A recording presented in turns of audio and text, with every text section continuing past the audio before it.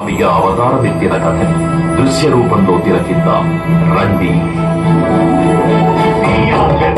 ప్రసన్నాంజనేయం ప్రమాదిత్యకాయం ప్రకీర్తిప్రదాయం భజే భజే బాలగాత్రం భజేహం పవిత్రం భజే సూర్యమిత్రం భజే రుద్రరూపం భజే బ్రహ్మతేజం.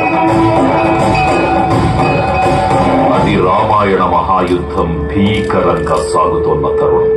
శ్రీరామచంద్రుని సారథ్యంలో వానర సైన్యంతో విజృంభిస్తూ లక్ష్మణస్వామి తనతో పోరాటం చేస్తున్న రావణుడి కుమారుడు ఇంద్రజిత్ తలని బాణంతో ఒక్క వేటుతో వేరు చేశాడు. ఇంద్రజిత్ మరణవార్త విన్న రావణుడు ఆవేశంతో ఊగిపోయాడు. ప్రతీకారం కోసం పాతాళలోకాధిపతి తన సోదరుడు అయినటువంటి మహిరావణుడి సహకారం కోరాడు.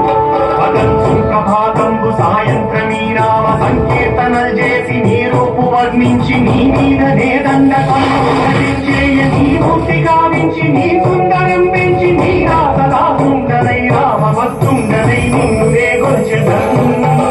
నీ కటాక్షంబునం చూచితే వేడుకలు చేసితే నా మురాలించితే నన్ను రక్షించితే.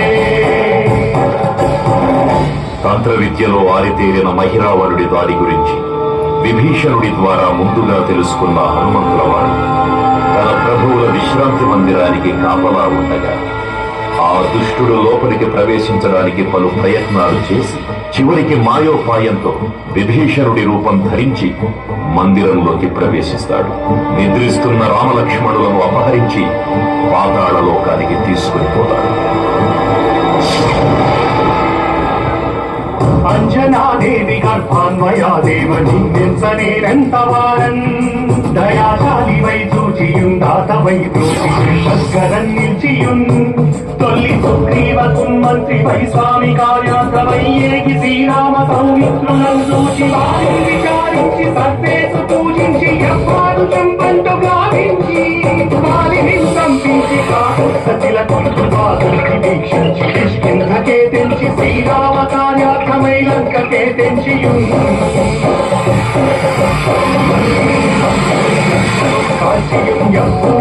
చూచి ఆనందము పొంగి ఆయుంగరం విచ్చి ఆ రత్నముందెచ్చి శ్రీరామునిచ్చి సంతోషము చేసి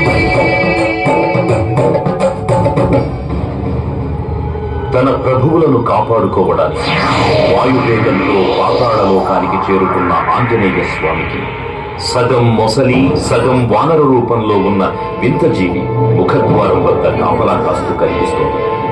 ఆ జీవి మకరధ్వజుడు అనే తన మహాసముద్రాన్ని దాటుతుందని నీటిలో